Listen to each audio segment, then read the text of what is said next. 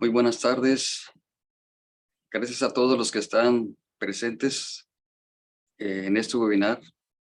Mi nombre es Arturo Mora. Voy a ser el moderador de la presentación que vamos a tener el día de hoy a cargo del doctor Fabián Rodríguez Zaragoza, como parte de las actividades de la Sociedad de Científicos de Humedales de Latinoamérica y del Caribe. Son los webinars en español. Pero antes de eso, permítanme platicarles un poquito de lo que es la Sociedad de Científicos de Humedales de Latinoamérica y el Caribe. La misión de esta sociedad es promover el conocimiento, la conservación, la protección, la restauración y la gestión basada en la ciencia y el uso sostenible de los humedales. Un patrimonio sumamente importante que tenemos en todas las regiones del mundo. Esta sociedad está fundada desde 1980. Es una organización internacional que fue creada en los Estados Unidos de América y actualmente tiene más de 3,000 miembros en todo el mundo. Bueno, 62 países formamos parte de esta sociedad. Y bueno, las personas que no son en este momento parte de SWS o de la Sociedad Científica de Humedales, pueden hacerlo si se inscriben. Hay varias maneras de poder hacerse miembro de esta sociedad. La más común es ser miembro regular, que de hecho para los países de México que están en desarrollo tiene un costo bastante bajo. La mayor parte de los miembros somos de este tipo de membresía, aunque existe un porcentaje del 14% que son miembros vitalicios. Y algo interesante es que se consideran a los estudiantes. Muchos estudiantes que están interesados en los humedales pueden ser parte de esta sociedad y actualmente el 9% de toda la membresía es de estudiantes. También existen casos extraordinarios en los que se puede dar una membresía gratuita cuando realmente se demuestra que no se tienen los fondos, y pues esto puede ocurrir haciendo una solicitud y es el 3% de esa membresía, y el 2% de los países en desarrollo, que incluye Latinoamérica y el Caribe, con algunos costos bajos. Y bueno, tenemos el 2% de los eméritos. Las personas que estamos interesadas en los humedales podemos tener algunos beneficios por ser parte de esta sociedad. Por ejemplo, podemos publicar en las revistas o journals Wetlands, que fue la primera que salió, que se instituyó. Es una revista indexada que tiene factor de impacto importante en East Web Science o JCR. Y tenemos también una revista más del tipo de difusión, de divulgación de la ciencia, que se llama Wetland Science and Practice. Entonces, cualquiera de estas dos revistas también pueden tener ustedes acceso si son miembros de esta sociedad. Y bueno, pues se pueden encontrar otros beneficios. Por ejemplo, se pueden encontrar descuentos. Si ustedes se quisieran certificar como expertos en humedales, lo pueden hacer y se les va a capacitar y a cobrar una cantidad, pero esto es una certificación que tiene un descuento para los miembros. También se pueden encontrar oportunidades de trabajo para aquellas personas que desean hacerlo o que quieran capacitarse para buscar empleo. Nosotros tenemos seminarios cada mes. Hay seminarios en inglés y seminarios en español. Y esto está dividido por capítulos. Existe el capítulo de Latinoamérica y el Caribe y hay diferentes secciones y la gente puede participar de esa manera. Está la página web donde pueden encontrarnos. Cada año se hace una conferencia anual de SWS y los miembros tenemos el descuento o tarifa reducida para participar en esta conferencia, que es como un congreso.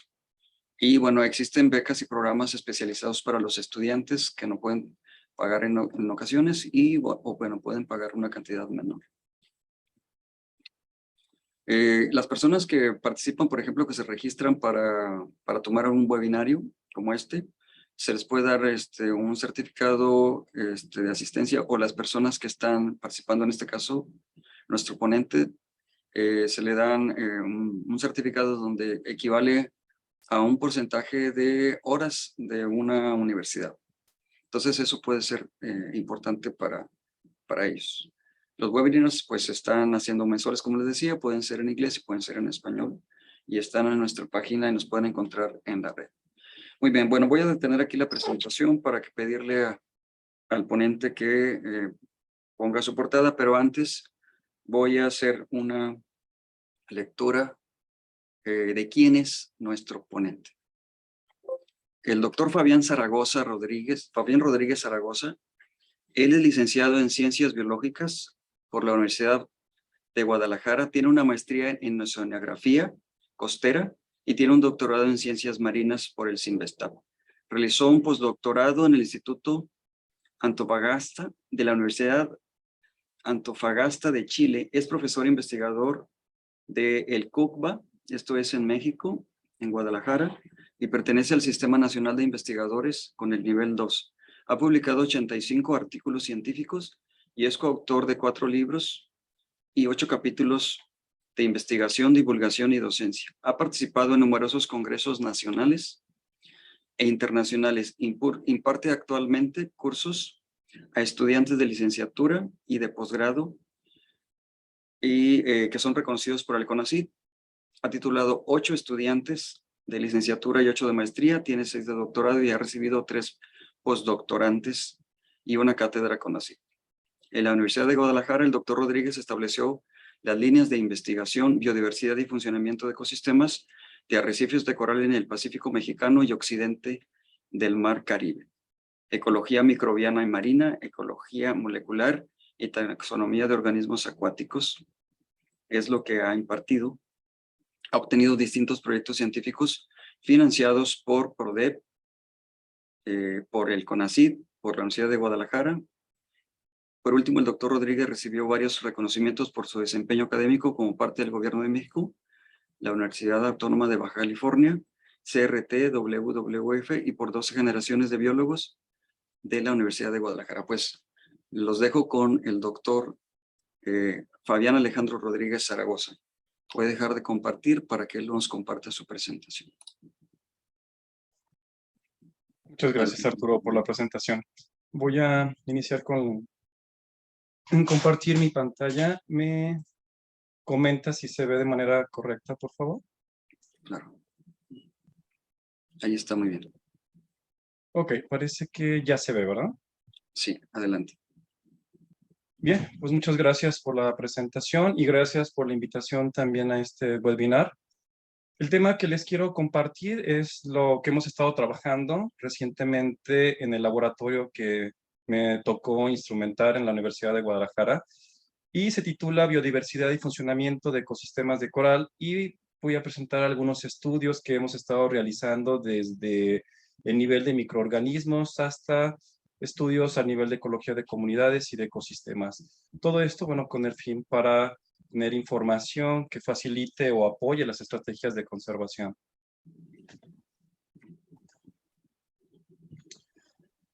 Bien, los arrecifes de coral pues se caracterizan por ser sistemas marinos que se ubican en zonas poco profundas, en aguas principalmente con baja cantidad de nutrimentos, se llaman aguas oligotróficas, transparentes, donde hay una gran cantidad de sustrato consolidado, y aquí es donde se desarrollan este tipo de sistemas tropicales, donde los corales pues son los ingenieros ecosistémicos más importantes que favorecen que muchas especies utilizan a los arrecifes como refugio, reproducción y alimentación. Los corales favorecen esta creación o construcción de arrecifes de coral porque en ellos existen algunas algas simbiontes en sus tejidos, lo cual pues favorece la precipitación de carbonatos y la construcción de un esqueleto calcáreo, y eso genera pues prácticamente como ladrillos que se van acumulando en el arrecife de coral y genera una matriz calcárea, que es lo que conocemos como el arrecife.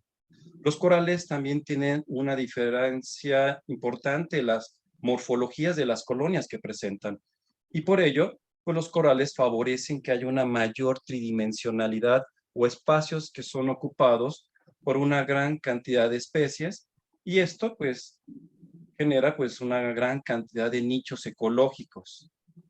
De ahí que es tan importante este tipo de sistema, ¿no? Sin embargo, para que este ecosistema de arrecife de coral se mantenga saludable, debe de haber un equilibrio dinámico entre la biodiversidad o las especies asociadas a este sistema y los procesos que existen en su ecosistema, ¿no? Y bueno, además, la mayoría de este tipo de sistemas pues presentan intervenciones humanas de diferente tipo y grado. En un arrecife de coral, la biodiversidad pues prácticamente está representada por un montón de grupos biológicos o taxas que están dentro del sistema y existen pues especies de diferentes niveles tróficos con interacciones bióticas importantes que favorecen ese equilibrio dinámico en el ecosistema. Gracias a estas interacciones y a ese equilibrio dinámico pueden generarse servicios o bienes que son favorables para el bienestar humano. Por lo tanto, cuando hacemos una evaluación de los grupos biológicos asociados a los arrecifes de coral, pues es muy complicado evaluar a todos los taxas presentes, por lo cual lo que hacemos es buscar algunos grupos, indicadores o grupos parámetros para poder evaluar la biodiversidad. Y hay tres facetas actualmente que se evalúan en la biodiversidad, que es la diversidad taxonómica, la diversidad funcional y la filogenética. En esta presentación, principalmente me voy a enfocar a mencionar algunos estudios que hemos hecho a nivel de diversidad taxonómica funcional y también algunos estudios que hemos llevado al nivel de construcción de redes alimenticias o modelos ecosistémicos, ¿no? Y de esta forma pues, tratamos de entender qué pasa con la biodiversidad asociada en un arrecife de coral y también entender los procesos del ecosistema a través de análisis de redes alimenticias. Hay diferentes tipos de hipótesis que explican la relación de la biodiversidad asociada a un sistema con respecto a estos procesos ecosistémicos. Por lo tanto, dependiendo del tipo de sistema, podríamos tener diferentes relaciones.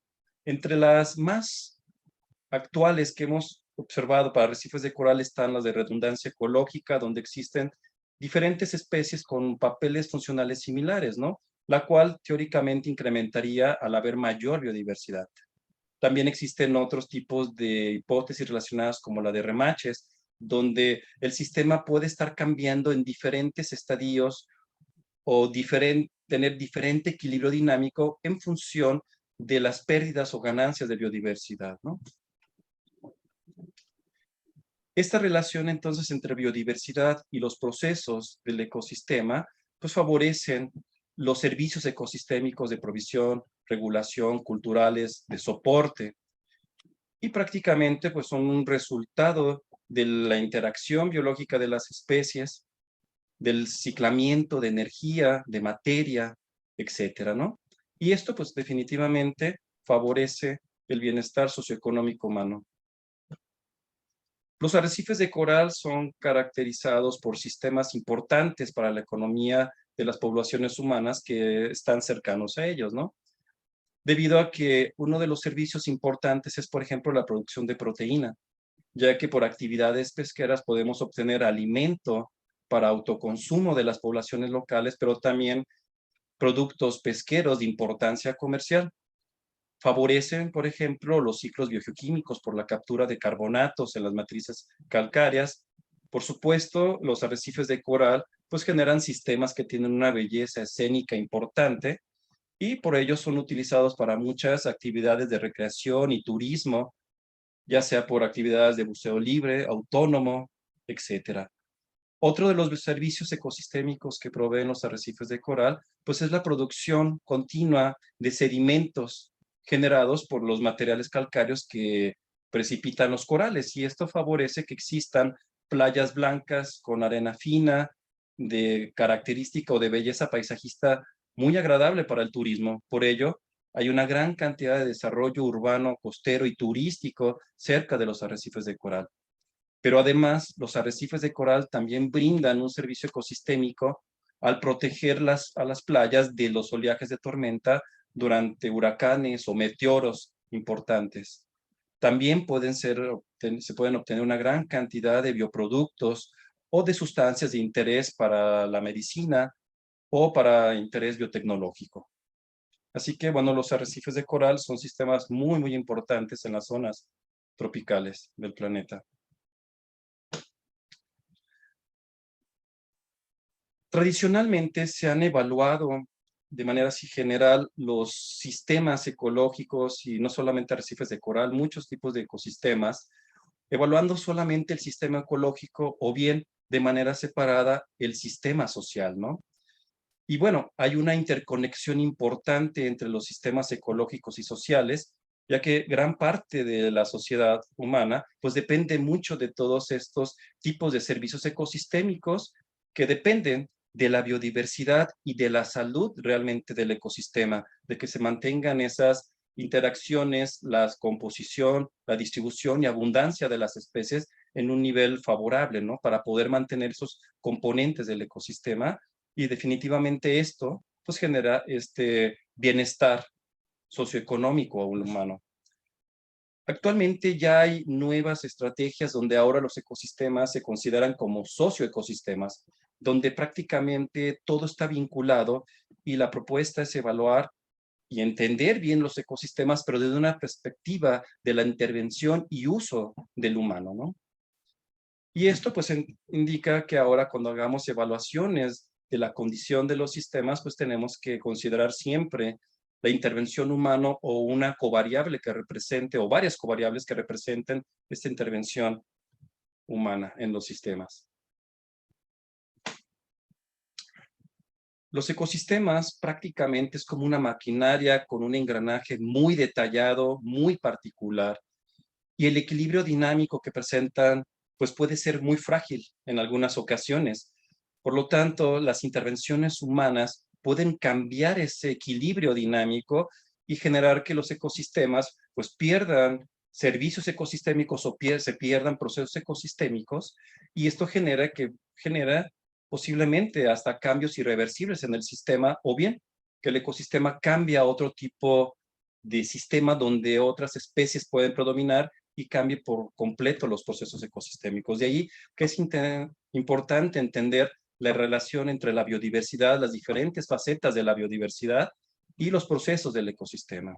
Por ejemplo, en sistemas marinos, las pesquerías es una actividad económica importante que beneficia a muchas poblaciones humanas, pero por lo general la pesquería siempre tiende a sacar especies de mayores tallas para tener pues una mayor ganancia económica al extraer y cosechar a estas especies. Pero conforme las poblaciones de estas especies se van disminuyendo en número de individuos, en talla o biomasa, pues las pesquerías lo que van haciendo es ir cambiando de especies objetivo a especies de niveles tróficos más altos, a ir degradando esta red alimenticia y extraer cada vez especies más pequeñas y de niveles tróficos más bajos, ¿no? Y esto pues genera un importante cambio en la red alimenticia, se pierde la fuerza de depredación y genera cambios o cascadas tróficas en los sistemas. Por lo tanto, cuando se hacen evaluaciones o se trata de entender cómo funcionan los ecosistemas, pues es importante, además de entender las propiedades de la red alimenticia o los componentes de esa red, de ese sistema, entender también qué pasa con la intervención humana en ellos, así como otro tipo de perturbaciones o disturbios naturales que también influyen dentro de ese tipo de ecosistemas. La perturbación humana, si no existe un manejo adecuado y también aunado a los disturbios naturales, puede generar que los sistemas pierdan su resistencia, que es la capacidad de oposición a un sistema, y su resiliencia, que sería el tiempo de recuperación de un sistema, y por lo tanto, de una red alimenticia o de un ecosistema saludable, podríamos pasar a un sistema degradado donde los componentes o bioingenieros que favorecen el mantenimiento o la persistencia de este sistema, pues se ve afectado, ¿no? Entonces, el disturbio, ya sea humano o no, con un manejo no adecuado y también aunado a los disturbios naturales, pues nos puede llevar a sistemas con cierto grado de perturbación. Y esto pues compromete definitivamente a los servicios ecosistémicos, llevando de sistemas saludables a sistemas totalmente degradados, ¿no? lo cual pues tiene implicaciones económicas y sociales. Bien, cuando evaluamos, como les comentaba, la biodiversidad, hay muchos grupos biológicos y especies que están interconectadas dentro de los sistemas. Por lo general, usamos ciertos grupos biológicos de interés para poder evaluar esta biodiversidad y las diferentes facetas de diversidad taxonómica o funcional.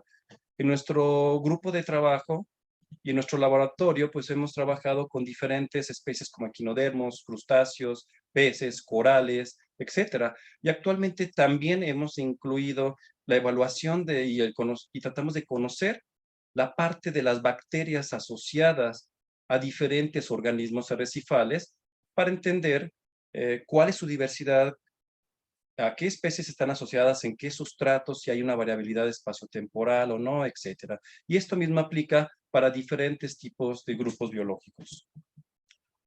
Bien. El laboratorio donde trabajamos en la Universidad de Guadalajara, en el CUCBA, que es nuestro centro universitario, tenemos un laboratorio, el Laboratorio de Ecología Molecular, Microbiología y Taxonomía, y está conformado por una gran cantidad de profesores que trabajamos de manera colegiada allí. Los trabajos que hacemos principalmente para arrecifes de coral actualmente, pues están enfocados en la parte del Pacífico Central mexicano, así como también en la parte del sureste, generando alianzas con varios colegas que trabajan en Guerrero y Oaxaca. También trabajamos en la parte de la costa occidental del Caribe y tenemos datos y hemos llevado a cabo algunos proyectos obteniendo datos importantes de diferentes tipos de ecosistemas ubicados por ejemplo, en México, Guatemala, Honduras, Nicaragua también. Y de ahí tenemos información de diferentes grupos biológicos con respecto a coberturas de coral, abundancias de peces, composiciones, etcétera, ¿no? Bien, voy a empezar a presentar algunos de los trabajos que hemos hecho. Voy a empezar primero con lo que hemos hecho en las líneas de investigaciones de microbiología y ecología molecular. En este tipo de trabajo, bueno, existen diferentes colegas o doctores que trabajan con microbiología, principalmente microbiología asociadas a organismos marinos, pero bueno, últimamente también ya hemos extendido esto a otros organismos terrestres, incluso trabajamos ya con anfibios y con otros organismos acuáticos terrestres, con crustáceos también terrestres. Para ello, pues tenemos que ir a campo, tenemos que tomar muestras, tomamos muestras de tejido de coral, de agua, sedimento, tenemos muestras de corales blandos, crustáceos, moluscos, equinodermos, etcétera.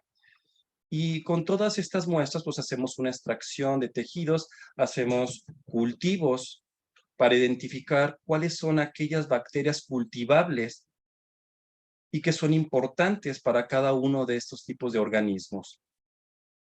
Actualmente hemos generado una gran cantidad de ceparios, ya tenemos muchas muestras y muchos aislados bacterianos, los cuales los estamos utilizando actualmente, no solamente para conocer la biodiversidad asociada, sino también para la exploración de bioproductos o de metabolitos que sean importantes, que se generen por estas bacterias y que tengan un interés para la biotecnología, medicina, etcétera, ¿no? Entonces también tenemos otros colegas que están haciendo algunos proyectos relacionados a esta exploración de bioproductos con algunos artículos ya publicados. Nuestro cepario ya tiene pues, prácticamente una colección de más de 5,000 aislados bacterianos que bien provienen pues, de hospederos de organismos marinos arrecifales, tanto de arrecifes del Pacífico mexicano, así como del Mar Caribe. Para identificar y evaluar la diversidad de estas bacterias, lo hacemos a través del uso de marcadores moleculares. Aquí tenemos algunas fotos de nuestros laboratorios.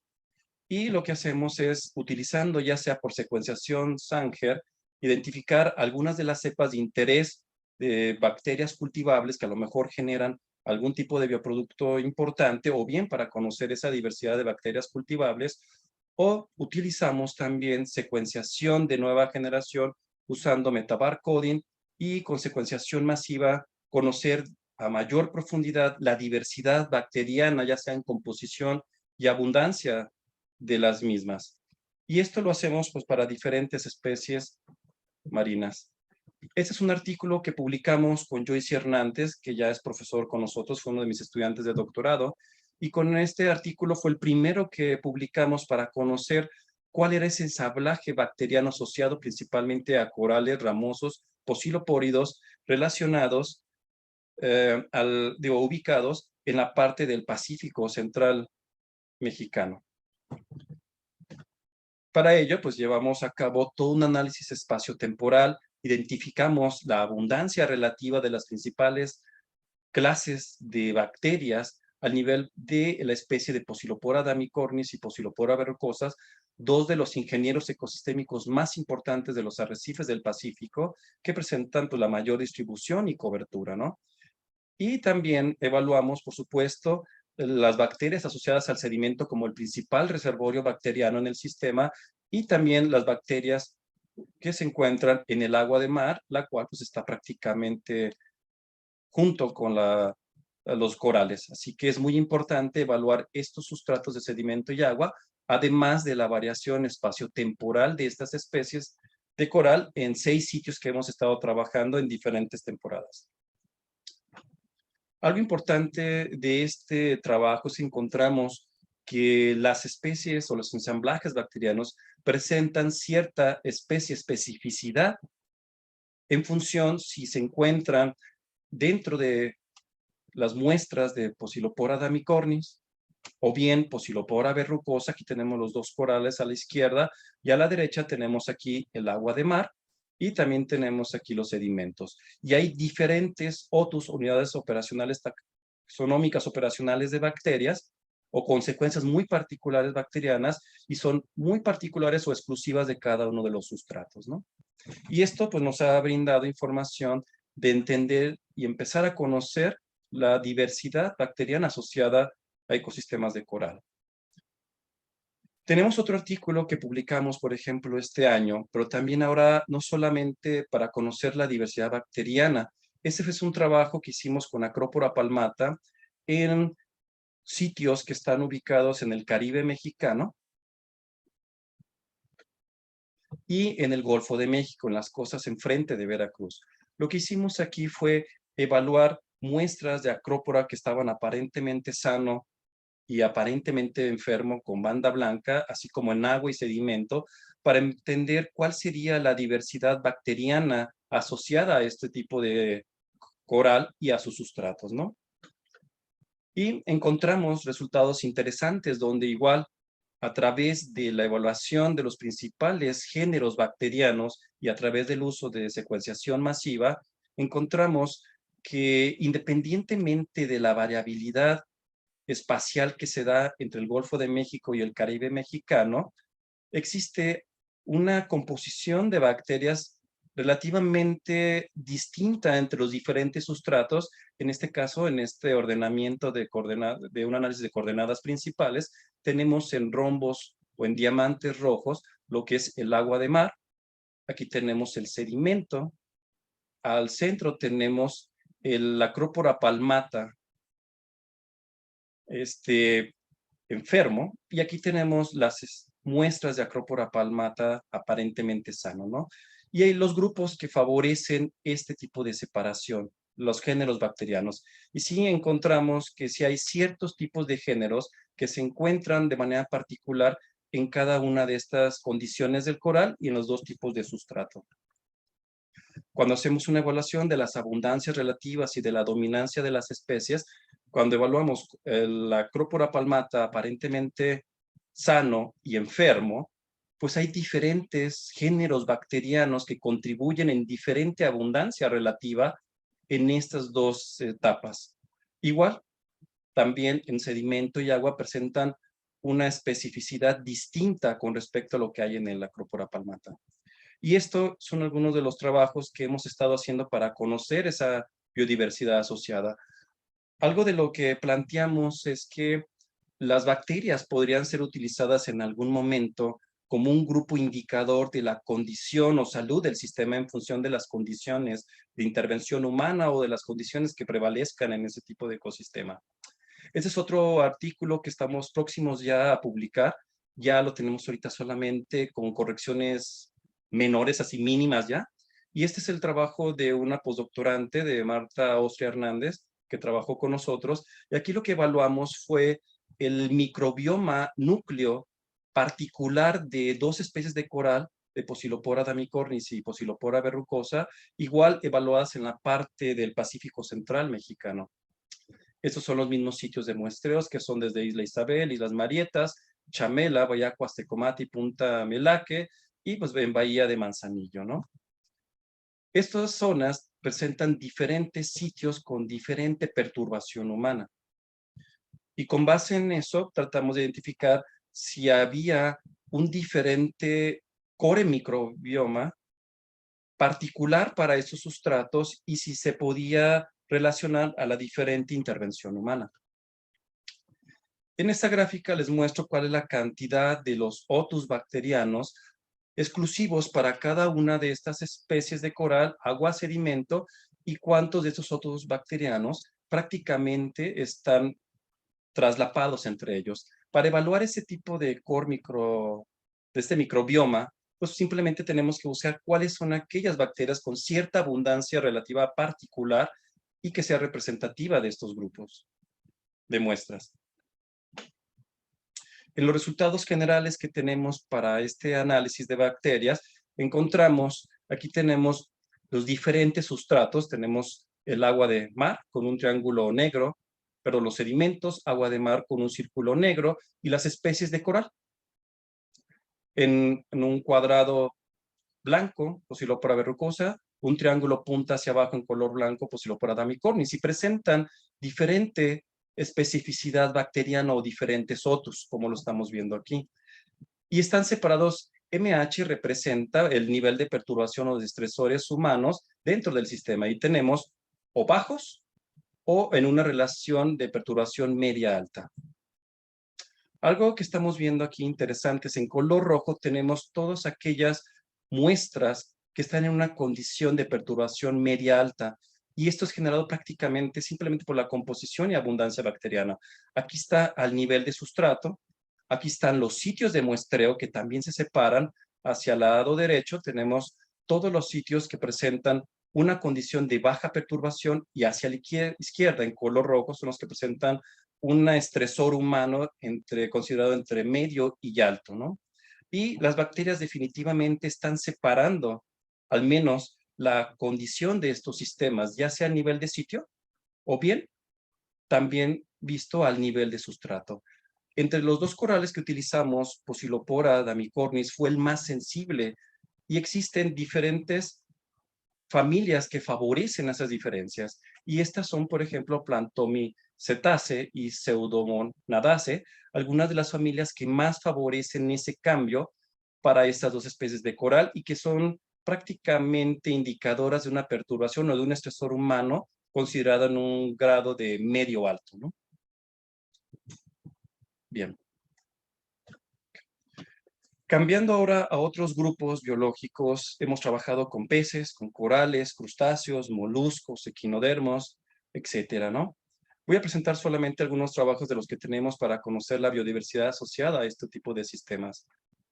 Para ello, pues también vamos a campo, principalmente tomamos los datos con censos visuales no extractivos, aunque en algunas ocasiones, dependiendo del grupo biológico, sí hay que tomar muestras biológicas, hay que hacer recolecta. Para ello se tramitan los permisos adecuados de recolecta de organismos. Filmamos videotransectos también para tener el registro del fondo o del ventos y tener una videoteca para ver la variación espaciotemporal que podría estarse registrando. Medimos también una gran cantidad de variables ambientales, mediciones de la complejidad topográfica, nutrimentos, clorofilas, transparencia del agua, profundidad, diferentes mediciones de disponibilidad de refugio, etc. Para los análisis de datos usamos pues una aproximación de ecología numérica desde una perspectiva de análisis de comunidad. Evaluamos diferentes tipos de aproximaciones con distintividades taxonómicas, particiones de la diversidad alfa, beta y gamma. Evaluamos la diversidad ecológica o taxonómica también desde aproximaciones multidimensionales con diferentes tipos de análisis. la diversidad funcional, también desde una perspectiva de diversidad funcional en un espacio multidimensional o multifuncional o multirrasgos. Bien, les presento uno de los artículos que publicamos recientemente con una chica que la estuvo codirigida por parte de Andrés López Pérez y yo. Fue una estudiante de doctorado que fue Norma Barrientos Luján, y ella hizo todo un análisis de la riqueza, abundancia y heterogeneidad espacial de gasterópodos y bivalvos asociados a ecosistemas de coral para el Pacífico tropical mexicano. Prácticamente los sitios correspondieron desde Nayarit hasta las costas de Guerrero y Oaxaca. Toda esta fue la zona de estudio. Y para ello, pues utilizamos diferentes aproximaciones de análisis anidados, por ejemplo, para evaluar esa variación en un análisis multiescala en variabilidades entre localidades dentro de estados y dentro de regiones. Y eso se analizó para todos los moluscos analizados, para los gasterópodos y los bivalvos. Para ello, pues se tomaron muestras de este tipo de moluscos en arena, en roca y en coral también. Y de ahí se puede hacer todo un análisis de diversidad taxonómica, evaluando cómo puede cambiar la abundancia total de las especies, la riqueza promedio de las especies a través de cada una de estas jerarquías espaciales, o evaluaciones como la diversidad de Shannon, y ver solamente el cambio en la equidad de las especies a través de este diseño experimental. Algo interesante que vemos en estos ordenamientos es, aquí tengo la arena. Definitivamente la arena está en un cuadrado negro, y del lado izquierdo vemos que la mayoría de sitios y de muestras que se toman de arena, pues definitivamente tienen una biodiversidad o una diversidad de moluscos muy diferente a lo que se encuentra en los corales y en la roca, y eso se hizo para todos los moluscos en total, para los gasterópodos y para los bivalvos, ¿no? Cada uno de los, si manejamos y analizamos a los dos grupos de moluscos y bivalvos, presentan un patrón de variación diferente, pero cuando se evalúan de manera individual, cada grupo también tiene diferente respuesta, y esto pues nos indica que no solamente es agarrar y agregar grandes grupos, hay que analizarlos de manera independiente para entender mejor los patrones de distribución y abundancia de las especies, y más en un análisis multiescala, ¿no? Y eso pues es información que nos ha servido para apoyar o generar inventarios que favorecen estrategias de conservación y manejo para una gran cantidad de sitios ubicados pues en los ecosistemas de coral del Pacífico tropical mexicano. Ese es otro análisis y otro artículo que publicamos el año pasado sobre una exploración que hicimos de nuevos sitios de ecosistemas de coral para la costa sur de Jalisco. En este trabajo hicimos una exploración, encontramos sitios que anteriormente no se conocían, excepto el de Playa Mora de Tenacatita, pero todos los demás no se habían publicado ni se habían explorado, así que evaluamos en este trabajo de manera particular solamente el ensamblaje de corales. Los corales, los ecosistemas de coral del Pacífico mexicano se caracterizan principalmente por formar o pequeños arrecifes de coral, o son parches arrecifales monoespecíficos, pero la gran mayoría son comunidades coralinas que representan arrecifes rocosos con una importante cantidad de colonias de coral aisladas que nunca llegan a formar una estructura calcárea como tal. Pero ese tipo de comunidades coralinas pues generan una heterogeneidad del hábitat muy particular. Bien, así que el diseño de análisis de este artículo fue contrastar pues, los sistemas que tenían parches de coral, porque no encontramos ningún arrecife como tal, simplemente sitios con parches de coral, y aquellas que eran comunidades coralinas. Y definitivamente tienen diferente diversidad taxonómica. Y aquí lo vemos con el índice de riqueza de especies, diversidad de Shannon, y aquí está la cobertura total de coral vivo. En los parches arrecifales son principalmente estos sitios de aquí que presentan mayor cobertura total de coral, y por lo que vemos aquí, estos sitios que presentan comunidades coralinas, pues por supuesto tienen menor riqueza de especies, excepto de este sitio llamado el Estrechito, ¿no? La composición de corales, tanto para los sistemas de parches de coral como comunidades coralinas, pues se presentan definitivamente distinta composición y cobertura de corales. Los sitios que son parches arrecifales presentan mayor contribución de especies ramosas del género Posilopora, particularmente Posilopora damicornis y verrucosas, mientras que para los sitios de comunidades coralinas, pues presentan una menores coberturas de esas especies ramosas, pero algunos sitios presentan coberturas importantes, por ejemplo, de Porites panamensis, que es un coral costroso y que se encuentra de forma más o menos frecuente, pero en bajas coberturas. Bien.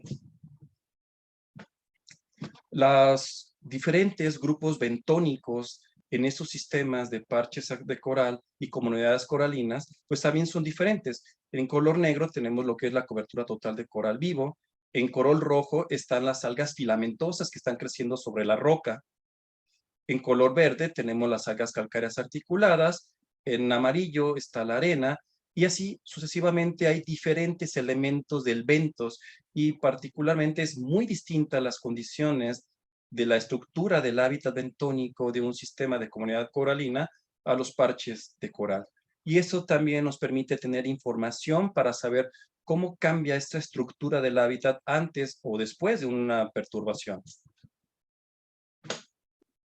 Este es un análisis de redundancia canónica. Es un método que nos permite hacer un modelo predictivo para ver qué variables ambientales podrían estar explicando principalmente a las especies encontradas tanto en los parches de coral como en las comunidades coralinas, ¿no? Y pues prácticamente vemos que en arrecifes de coral, de parches de coral, pues hay mayor cantidad de especies ramosas del género Posilopora y por supuesto pues se correlacionan con la cobertura total de coral vivo. En muchos de los ecosistemas de coral, pues se han utilizado la cobertura total de coral vivo como si fuera un indicador de salud o de mejor condición en este tipo de sistemas. Ese es otro trabajo que generó Ignacio Cáceres, un colega ya que trabaja con nosotros y que hizo la tesis doctoral con nosotros y generó un análisis de la diversidad funcional en un gradiente costero oceánico, utilizando datos que teníamos del atolón de Clipperton, datos de Islas Marías, Isabel, Marietas y varios sitios costeros del centro del Pacífico Central mexicano. Con esto se generó todo un análisis de la diversidad taxonómica y funcional utilizando diferentes métricas de diversidad funcional desde una perspectiva multifuncional. Y vemos que presentan diferentes patrones los sitios oceánicos con influencia costera, como son todas estas islas, y los sitios totalmente costeros, ¿no?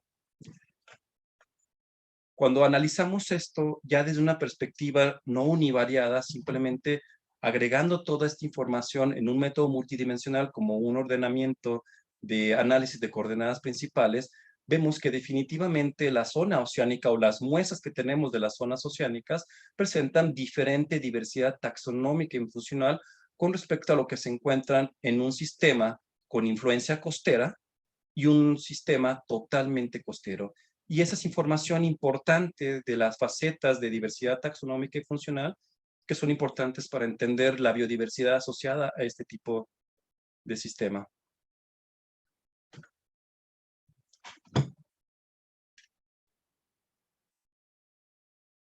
Bien, por otro lado, ya pasando a la parte de modelación de ecosistemas, que también lo llevamos a cabo en el laboratorio, trabajamos principalmente con modelos o cuerpos teóricos que consideran redes topológicas o que prácticamente generan redes a partir de matrices binarias con la relación de depredación principalmente como la principal interacción biótica dentro de los modelos.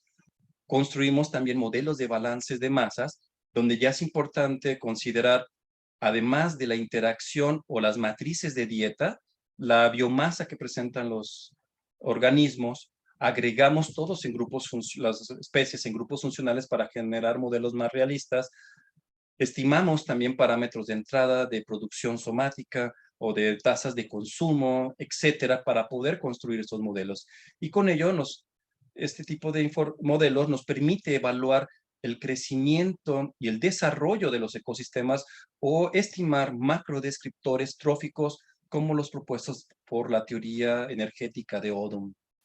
También podemos utilizar modelos loop análisis, que son modelos semi-cuantitativos para evaluar la estabilidad holística del sistema o la estabilidad local inmediata de un sistema. Podemos reconstruir el sistema con una red alimenticia, generar simulaciones dinámicas y ver si se sale o no de la estabilidad o del equilibrio dinámico que presentan. Este es un trabajo que se generó en colaboración con Marco Ortiz de la Universidad de Chile. Ese es el trabajo de la tesis doctoral de Brenda Hermosillo, que me tocó también corregir, y donde también participó mi colega Amilcar Cupul. Se generaron 3 modelos sistémicos de balances de masas para empezar a entender cuál es el funcionamiento trófico o las propiedades emergentes de estos ecosistemas. En ese tipo de sistemas ya se incluye la pesquería como una intervención humana que es relevante dentro del sistema. Y esto se hizo para Isla Isabel, las Islas Marietas, que son 2 parques nacionales, y el santuario de islas e islotes de Bahía Chamela, que es otra área protegida. Se construyeron los modelos. Aquí podemos ver las interacciones, el tamaño de cada circulito, pues en relación a la biomasa que presenta cada una de estas especies y grupos funcionales. Y con esto, pues nos podemos estimar diferentes tipos de métricas o macrodescriptores ecosistémicos que nos permiten ver qué tan grande es en términos energéticos un sistema, cuál es el nivel de desarrollo del ecosistema en términos de organización de flujos, por ejemplo, y eso está relacionado, por ejemplo, a medidas de resistencia ecosistémica. Entre más bajo sea este valor, potencialmente se consideraría que habría mayor resistencia en el sistema debido a que hay mayor biomasa o energía acumulada en ellos. Ascendancy, que representa esta A, es una medida de la organización energética de los sistemas y es una medida importante para poder entender cómo funciona el ecosistema. Evaluamos también índices de ciclamiento energético, que también son importantes para entender estas propiedades. Este es otro trabajo que también se generó por parte de Brenda Hermosillo. Esos fueron con 3 sistemas arrecifales del Caribe Occidental, que está en el Parque Nacional Arrecife Escalar, en el Monumento Marino Cayo Cochinos y en un arrecife aislado que se llama Media Luna, que está cerca de la frontera con Nicaragua. Y un sistema que no está protegido, pero es muy aislado y están en condiciones bastante adecuadas por su aislamiento. Estos son los modelos de redes alimenticias de cada uno de estos sistemas. Y estos son los descriptores ecosistémicos.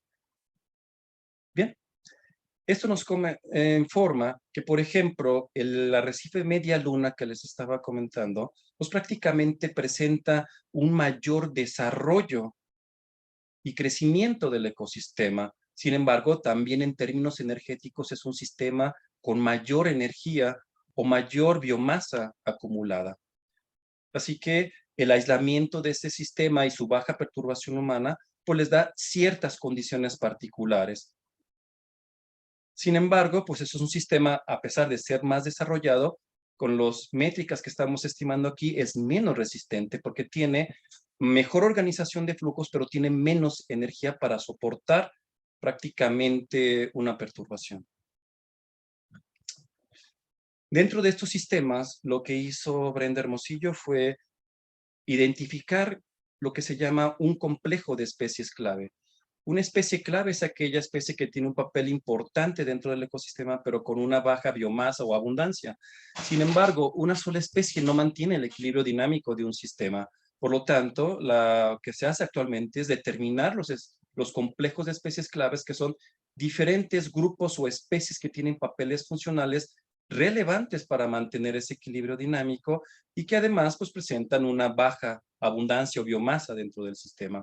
Y por lo tanto, cada uno de los sistemas presenta un complejo diferente, aunque hay diferentes elementos que se comparten entre ellos, ¿no? Y eso es importante para estrategias de conservación y manejo, porque podemos identificar cuáles serían aquellos grupos o de biológicos o especies que podríamos plantear alguna estrategia para poderlos preservar. Este es otro trabajo que evaluamos el impacto del huracán Dina en Banco Chinchorro, lo publicamos en el 2020. Usamos un modelo de redes alimenticias Esto fue generado por Esmeralda Ibarra, que actualmente es profesora de aquí del CUCBA y fue nuestra estudiante de doctorado. Aquí está Banco Chinchorro, en la costa del Caribe mexicano. El huracán Dean pasó en el año 2007. Hicimos una evaluación a través de diferentes muestreos que teníamos en Banco Chinchorro antes, un mes después de que pasó el huracán Dean y después en diferentes periodos, y evaluamos cómo cambió la estructura de la red. En términos generales, lo que se encontró usando diferentes estimadores igual de la estructura de la red, de centralidad, por ejemplo, cercanía, etcétera, vimos que el sistema antes del huracán Dean, pues tenía una condición o una estructura de red muy particular. En cuanto pasó el huracán Dean, que es de esa distancia a esta, pues existe la mayor distancia y el mayor cambio. Por lo tanto, la estructura de la red empezó a oscilar y a cambiar, y hasta que el modelo que generamos en el 2011 presentaba una condición más semejante a lo que tenía al inicio antes del impacto del huracán Dean, lo cual pues sugiere que potencialmente este sistema podría tener cierta resistencia y resiliencia que favorece que el sistema, pues prácticamente con las estrategias de manejo y la resistencia natural que tiene, pues llegue a tener una condición semejante a la que tenía antes del paso de este meteoro, ¿no? Para eso nos sirve este tipo de modelación y entender qué es lo que está pasando y cómo el sistema va cambiando en diferentes estadios de sucesión ecológica. Este es otro trabajo que publicamos también el año pasado, en el 2021. Hicimos una evaluación de diferentes zonas de Banco Chinchorro con diferente uso, y lo que evaluamos con una simulación dinámica fue que a través de diferentes escenarios pesqueros evaluamos cómo respondía todo el sistema como un modelo global. De ahí aplicamos diferentes escenarios, evaluamos las propiedades ecosistémicas para entender cuál era el ciclamiento, el grado de desarrollo y crecimiento del sistema, el tamaño energético del mismo, etcétera. Y utilizamos, aplicando diferentes estrategias de esfuerzo pesquero, considerando, por ejemplo, un control de flujo donde los organismos de la parte inferior de la red trófica tienen mayor control sobre todo el ecosistema, o bien los depredadores superiores presentan mayor control, o un escenario mixto, tanto los depredadores superiores como las especies basales de la red presentan un control semejante. Y con base en eso nosotros podemos evaluar y generar una perturbación por pesquerías en diferente grupo funcional y ver la propagación de efectos a través de todos los elementos de la red. Y esa es una forma pues sencilla prácticamente de evaluar estrategias de conservación o manejo, cuando podemos aplicar una pesquería particular a un grupo o múltiples pesquerías para ver cómo responde el sistema, y esto puede abonar a estrategias de conservación. Bien, ese es el último trabajo que voy a presentar. Es un trabajo que también hizo Ignacio Cáceres, que está en proceso y próximamente se va a publicar, donde se hizo una evaluación de la relación de la diversidad ecológica y funcional con algunas medidas de desarrollo y estabilidad de los arrecifes de coral, y para ello se construyeron modelos también y se hicieron análisis de diversidad taxonómica y funcional de 5 sitios ubicados en el Pacífico Central mexicano y otros 5 ubicados en el Caribe Occidental. En términos generales, encontramos del lado izquierdo en este ordenamiento, tenemos todos los arrecifes del Caribe y del derecho los del Pacífico, que definitivamente presentan diferentes características de diversidad taxonómica y funcional. Los del Caribe se caracterizan por tener mayor riqueza de especies, mayor riqueza funcional, mayor divergencia funcional, y los del Pacífico pues presentan menos riqueza, pero presentan mayor equidad funcional y mayor dispersión funcional, ¿no? Presentan condiciones completamente distintas.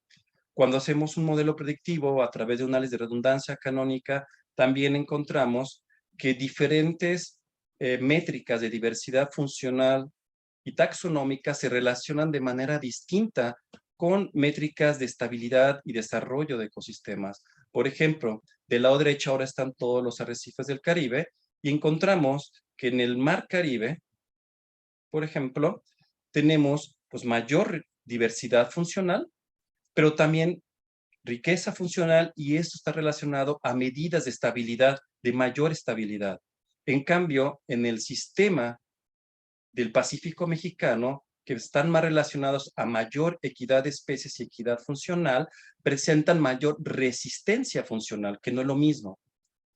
Y algo interesante, a través de estas modelaciones, pues encontramos que los sistemas presentan distintas condiciones. Algo que nos llamó la atención fue que la estabilidad no se relaciona con las métricas de resistencia, presentan patrones diferentes, lo cual pues, nos sugiere que debemos de seguir conociendo, entendiendo, generando más modelos para entender pues, este tipo de relaciones entre la biodiversidad y procesos o mediciones de modelos ecosistémicos, ¿no? Bien, y para ya no, exactamente ya llevo 44 minutos. Bueno, por último, estos son todos los integrantes de nuestro laboratorio. Mucha de la información que les presenté, pues son generadas por una gran cantidad de colegas de nuestro laboratorio y de otros colegas que también colaboramos, digo, que también trabajamos de otras universidades de México y fuera de México, ¿no? Y pues sería todo. Muchísimas gracias por su atención.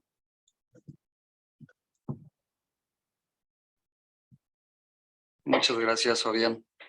Muy bien, pues si me permites voy a compartir yo una última imagen para que veamos a las preguntas. Estamos listos para las preguntas. Si hubiera alguna duda, alguna pregunta de los asistentes, es el momento en que lo podemos hacer. Perdón.